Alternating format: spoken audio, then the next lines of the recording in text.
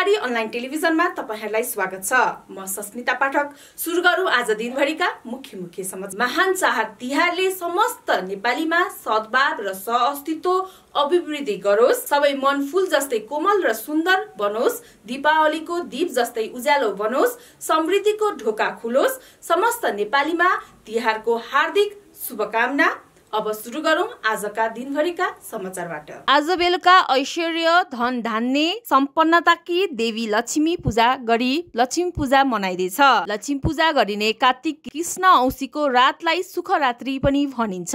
गृहमन्त्री ओम प्रकाश अर्यालले पूर्व प्रधानमन्त्री केपी शर्मा ओली कानून भन्दा माथि नभएको बताएका छन्। ओलीमाथि अनुसन्धान हुन सक्ने संकेत गर्दै उनले अब पहिले जस्तो नहुने बताए। शिक्षा विज्ञान तथा प्रविधि मन्त्री महावीर पुनले विश्वविद्यालयको जग्गा खोजबिन समितिको प्रतिवेदनमा प्राप्त सुझावका आधारमा कार्यान्वयन गर्ने बताउनु भएको छ। इजरायलमा मारिएका विपिन जोशीको पार्थिव शरीर उनको परिवारलाई बुझाइएको छ। सोमबार साँझ धनगढी विमानस्थल पुर्याएको विपिनको शव नेपाली सेनाको टोलीले सम्मान साथ परिवारलाई बुझाएको हो। गत 23 र 24 भदौमा भएको जेएनजी प्रदर्शनको घटना बुझ्न भन्दै केही सैनिक अधिकारीहरूलाई सैनिक मुख्यालय जंगी अड्डा झिकाइएको छ। प्रहरीले भक्तपुरका मध्यपुर ठिमी नगरपालिका 1 लोकन्थल स्थित मनहरा सुकुम्बासी बस्तीमा 7 राउन्ड गोली भेटाएको छ। मुस्ताङमा असोज महिनामा 75,549 पर्यटकले भ्रमण गरेका छन्। दशैं तथा तिहार पर्वको बिदाका अवसरमा मुस्ताङ भ्रमण गर्ने पर्यटकको संख्या बढेको हो।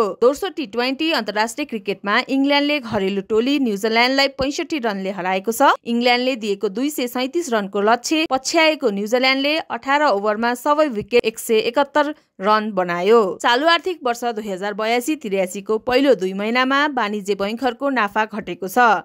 नेपाल राष्ट्र बैंकका अनुसार साउन र भदौमा गरी वाणिज्य बैंकहरूले 16 अर्ब 51 करोड 87 लाख रुपियाँ नाफा कमाएका छन्। चन्द्रपन्त निर्देशित फिल्म आबाट आमाको प्रदर्शन निर्माताले लक्ष्मी पूजाको अवसरमा सोमबार पोस्टर सार्वजनिक गर्दै तपाईहरुलाई आजको समाचार कस्तो लाग्यो त कमेन्ट बक्समा गई कमेन्ट गर्नुहोला।